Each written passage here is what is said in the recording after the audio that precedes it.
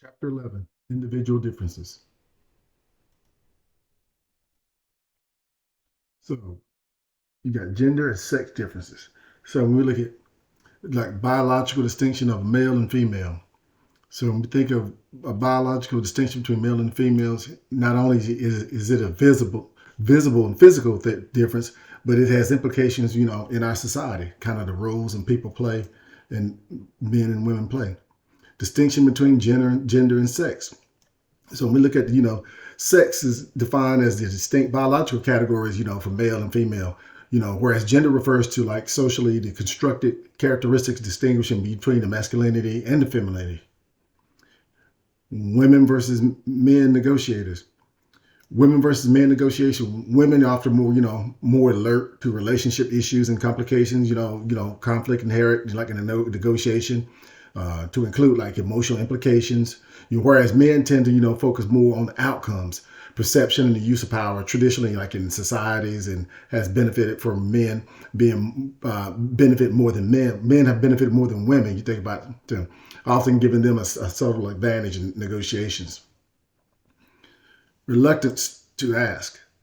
So we have a reluctance to ask. It's apparent reluctance to many women in the workplace to ask for raises, promotions, opportunities. Suggests that women often appear to be more sensitive to the threat of social backlash than men. Uh, and when you think in terms of our society stuff, men are perceived to be as more aggressive and outgoing and stuff. So they would be more inclined to might ask something, whereas women might be more reluctant to ask for something. So initiating negotiation. So, framing of a negotiation itself can have a, substantial impact on, whether or not a woman, whether or not, women are more likely to initiate a conversation, initiate a negotiation. The reluctance of a woman to initiate a negotiation, is much stronger when the negotiation counterpart was a young, was a young woman, was a woman that, that, if, more so a young woman than it would be for a man. Practical takeaways. So we look at practical takeaways. We think like first, women should try to internally frame the situation, as a matter of just asking about the issue, exploring opportunities instead of framing the situation as a like overtly negotiation or demanding something. So when you think in terms of, you know, uh, like, here's a second takeaway, that women should try to, uh, consciously be more assertive in negotiation, but should combine such assertiveness, and to increase emphasis on emotional intelligence, relationship building, and engaging in behaviors that's related to warm and empathetic, versus men. Being assertive and stuff is something that a lot of times when we see it, it's kind of like it's viewed like men being assertive is a good thing and stuff. But when women be assertive, it's actually like, well, she's being too much like a bee, and things along those lines. And that's kind of like that's a societal thing. Biological components influence behavior. So biological components they do influence behavior, such as testosterone. You think in terms of you look at testosterone and estrogen, how they play different roles in men and women. One of the things with testosterone I can tell you is if someone actually has too much testosterone, you see this sometimes with guys who shoot up with steroids and things and stuff. And what happens is when they start going through these changes and stuff physically, they also go through some mentally because it also affects the mind.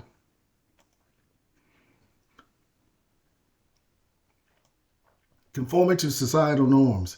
So, if women are expected to be, to be nice and not to be demanding, then it may be difficult, for them as an individual woman to, break that norm and change the societal norms tend to be slow and gradual over time and stuff. Treatment by the other party.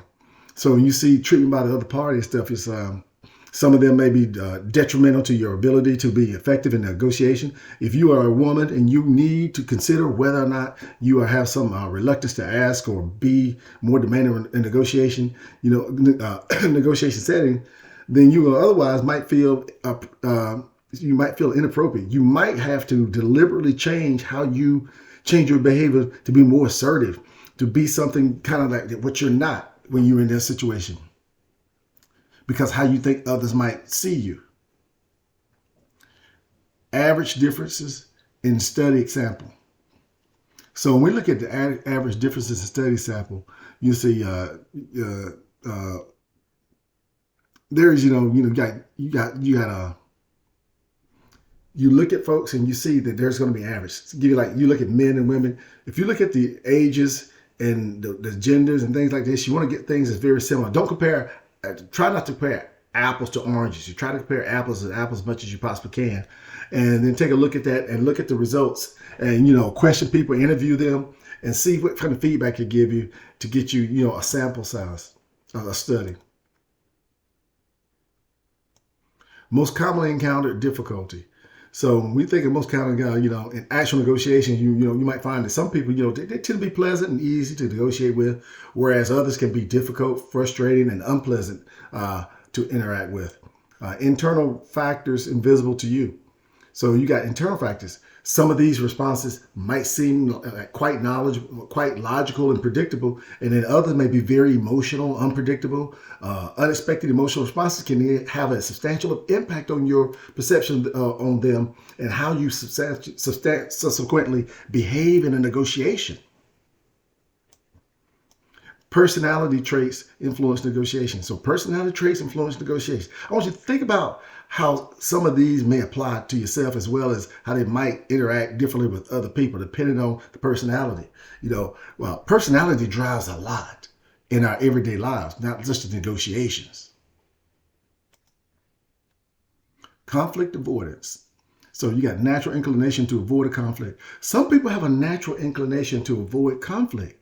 Well, if you're actually that type of person and you're trying to go into negotiations, you might go into that mode when you think there might be a conflict or an issue. You might try to avoid that. That's not a good thing. When you allow that to, because see, now that's dictating how you do business. And finding conflict sometimes, resolving conflict sometimes can lead to some common ground, but also help you with some other things. Amplified in a team or group settings. So when your natural inclination is to be a conflict avoidance, that can be amplified in team or group settings.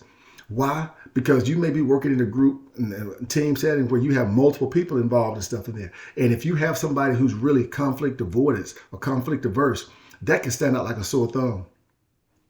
So when you think in terms of the affected by culture, some cultures are more likely to be accepting of conflict or, as a natural state of affairs and consistent with assertiveness and individualism. And some cultures may not. That's one of the things that's challenging when you have leaders who have international members of their team and they're global, they're stationed around the world, and you're trying to manage and lead everybody. You got to look at some of these things like that too. Avoid lose-lose category. When you look at avoid the lose-lose category, you think of personality. It's like conflict avoidance can be tendency to avoid and realistically, you give example. You constantly have somebody who's conflict avoidance to somebody else. So you're trying to negotiate. Realistically, you might be in a lose-lose situation because you have two people who are conflict avoid, who conflict averse. Basic and instinctual behavior. We have basic and instinctual behavior. And with this part of our personality and stuff, this is kind of like something where your animal instinct, your natural instinct. And this is kind of people when they operate in their natural state. And now they're operating out for that. That can be something that can be good or bad, depending upon. And I'm going to be honest with you, a lot of times that means somebody who ends up being lucky that they had the right instinct at the right time, because the wrong one could mess you up. Understanding your own personality. Understanding your own personality helps you make good decisions. And I'll give you an example. I know when I understand my personality, type of person I am, I am short on patience. So if I have to deal with somebody who requires me to utilize a lot of patience or whatever else, then that's going to put me in a bad predicament because that's not my strong suit. So I understand it about myself. Agreeableness. So positive trait for negotiators. This is something that when you have this, you show that, it's defined as, let's see, I would call it, not say it's defined, behavioral characteristics, that are perceived as kind, sympathetic, warm, and considerate. More cooperative approach. So when you have a more cooperative approach, this is a tendency to be more cooperative. Also, it can result in attributions of agreement based on observation and negotiation behavior. Match between levels of agreement, levels of agreeableness. So when you match between levels, so if two individuals with high agreeableness are, they're paired in negotiation, or two individuals with low agreeableness are paired in association, both pairs are likely to experience positive dynamics and outcomes compared to pairing of different levels. So being alike, it can actually being more alike can actually be an advantage. Possible downside to being agreeable. Possible downside to being agreeable is, is like, sometimes you might be more likely to want to, avoid a conflict, and also be potential liability because it might be easier for you, to just give in or be taken advantage of.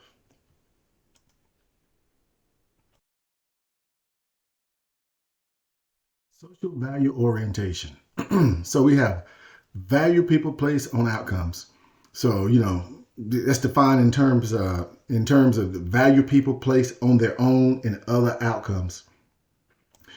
Pro social versus pro self. So pro social, pro self. So if you are concerned with like the outcomes of other people, and you are considered more pro social, and if you are focused on maximizing only your own gains, and you would be considered pro self. Negotiation dynamics differ on SVO. So we look at this. Negotiation dynamics differ on. Excuse me.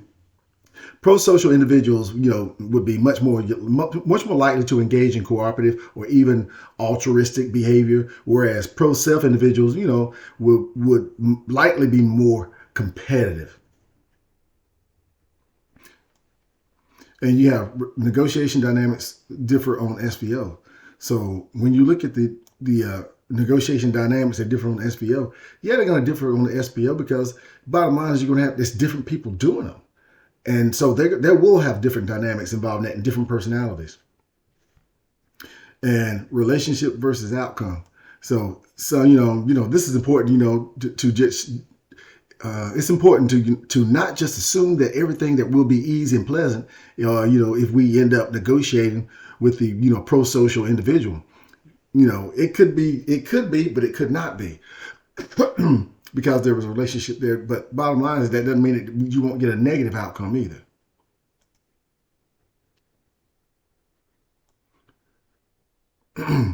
Propensity to trust, willingness to vulnerability.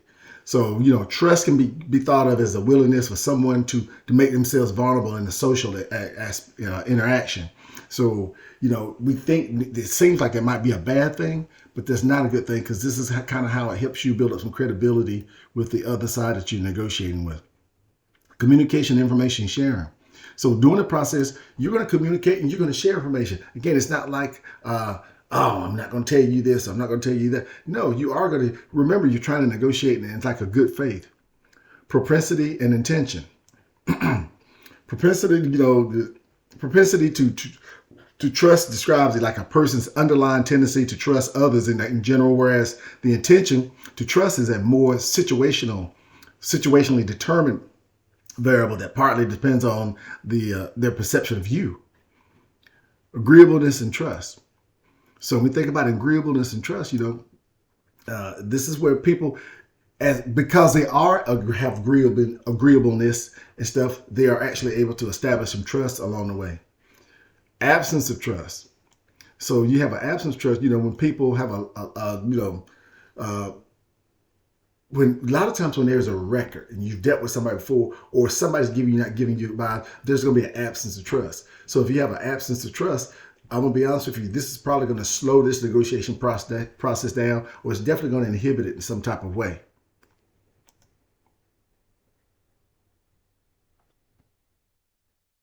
So when you look at your personality summary, you look inwards and you look outwards. I mean, look at yourself, know thyself, know how you feel about things in there, but also look outwards at the other person that you're negotiating, or the other people that you're negotiating with too, to kind of get a feel for them. And if you see something that's actually might be clashing or whatever else, then you have to adjust accordingly. No right or wrong approaches. There's no right or wrong approaches because it's situational. Everything's going to be different. If you negotiate with somebody today on something and settle it, and 2 weeks from now you have to meet them again, you can't say it's going to be the exact same way. It's going to be different because you're negotiating on something totally different. So your approach may change because same person, but you're talking about different stuff, and they may negotiate in a different way.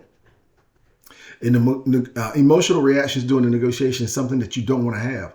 Those are the kind of things right there. When people get emotional about anything, now you're not making good decisions. Because now they're not rational. They're not being driven by rationale. They're being driven by emotions. Different results on emotional impact. So these differences, they arise primarily, out of differences in moderating factors such as power, motivation, perception, genuineness, communication, somebody's facial features, face-to-face, interpersonal and intrapersonal responses. So they differ when emotions are expressed in a negotiation setting. So there's no overarching rule that's going to be the expressing emotions while negotiating is essentially good or bad. Displaying emotions as an effect. Displaying emotion, it influences your behavior it influences the behavior of the other party. But those effects can be enormous too.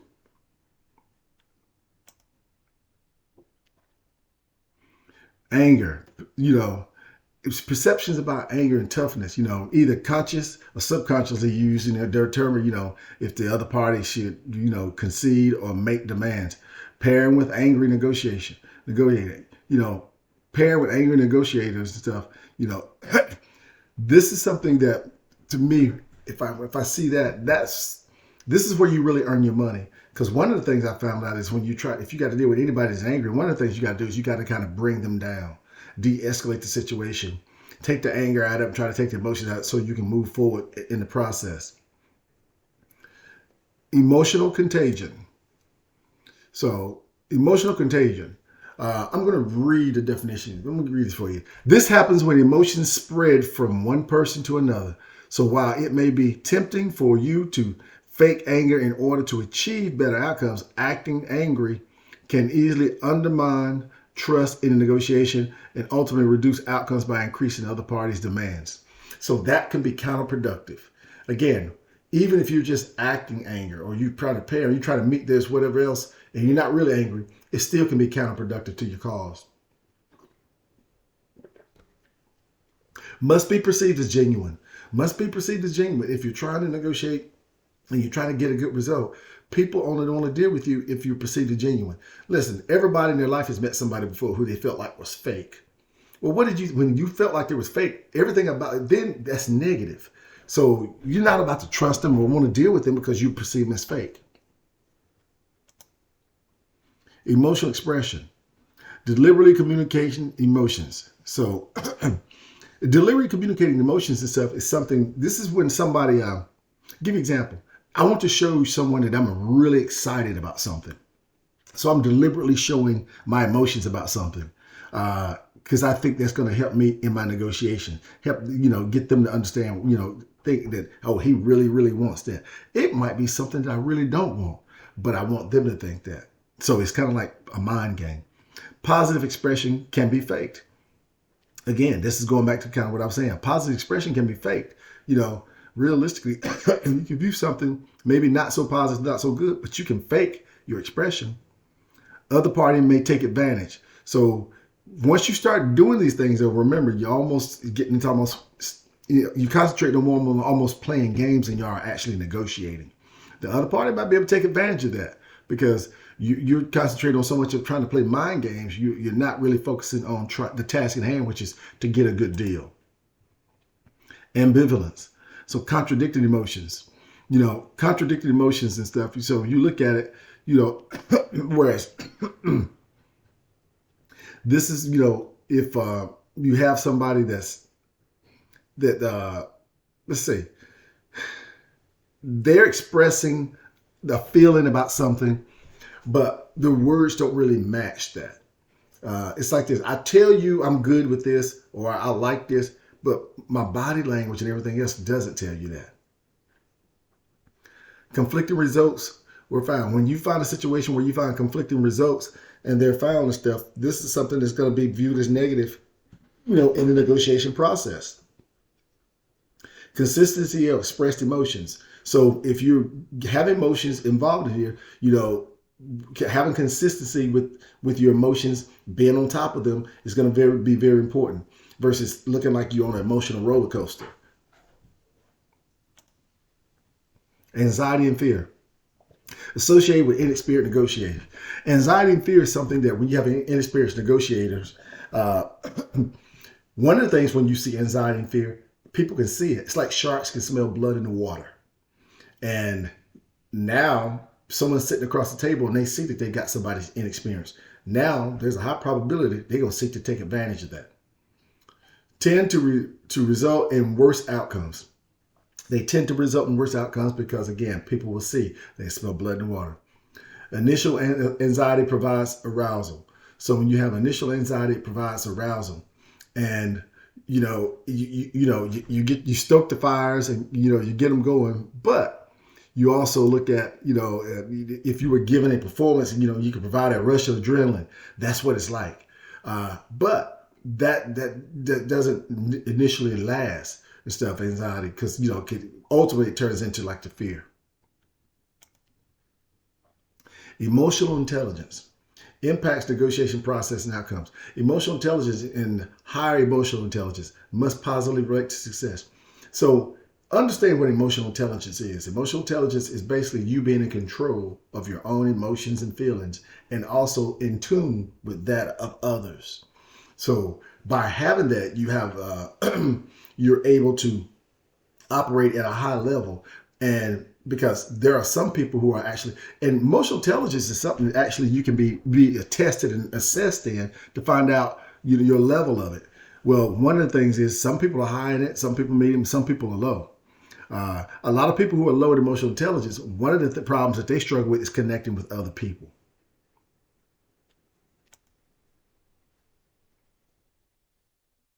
So, summary. Control negative emotions. Don't let negative emotions drive anything, your decision making or what you do during the negotiation process. Develop more negotiation experience. Try to find ways to get more experience in negotiation. We negotiate every day, even if it's with our spouses, our cousins, our relatives, friends and things, little things. But try to find ways to get more negotiation experience.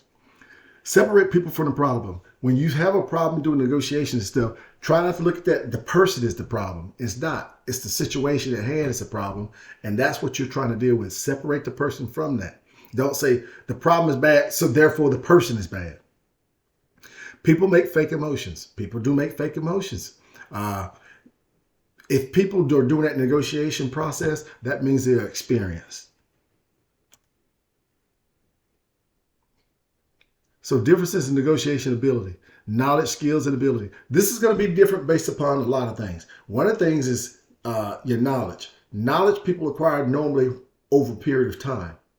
So your skills and your abilities. So you take somebody who has knowledge, skills, and ability and just say they've been at something for 10 years or more, and they negotiate with somebody who's only has about 3 years experience. You can definitely see who's going to be at the advantage. See the importance of experience. It's invaluable because a lot of times that's stuff you can't read in a book. Difference in your knowledge, skills, and association. You can see that when you put people together, when there's big differences between them. And you can see that you basically, it's almost like you have an adult playing with a child. Even though you're both adults, when it comes to experience and knowledge, it's equivalent to adult playing with a child. Improve knowledge and skills. Try to find ways to always get training and additional things to prepare you to be a professional. A lot of times what you find with a lot of people, they get to the point where they think, well, I'm good to go, and they stop trying to acquire additional knowledge and skills. Ethical considerations. Faking anger is viewed as unethical. It's viewed as unethical when you're in a situation where you're dealing with folks and stuff, because it almost gives the impression that you're acting, and this is not an act. This is a negotiation. This is a business deal arrangement, and that we're trying to deal with. Classical utilitarianism, ethical approach. So if anger is expressed and generally and convincing, it can sometimes help you, get better outcomes. Knowing this, it could be argued that the effective negotiator should use these things to their advantage. Hiding your honest emotions. Many people would argue that if you invested time and effort in developing your negotiation skills and knowledge and stuff, it's entirely up to you. It's ethical to use your knowledge and skills to try to get things done. And you can hide those when you need to. Cognitive biases and heuristics. So when we think about, this is, I guess the best way to look at it, this might be where you may operate at, at an almost subconscious level. And you might be engaging in inaccurate attributions and inaccurate judgments. And as a result, all of that, your cognitive biases and heuristics, you might be consciously aware of it. You might not be. If someone is, someone else is like is a conflict avoider or high agreeability, quickly extracting the value from that is going to be the right thing to do. Violating your own personal standard. Violating your own personal standard is like the kiss of death. It's like, why would you do something like that? You know who you are, you know how you operate, and you have standards. Don't lower them, because when you do, now you're doing things that you're not accustomed to doing. This is where people make mistakes. That concludes this chapter.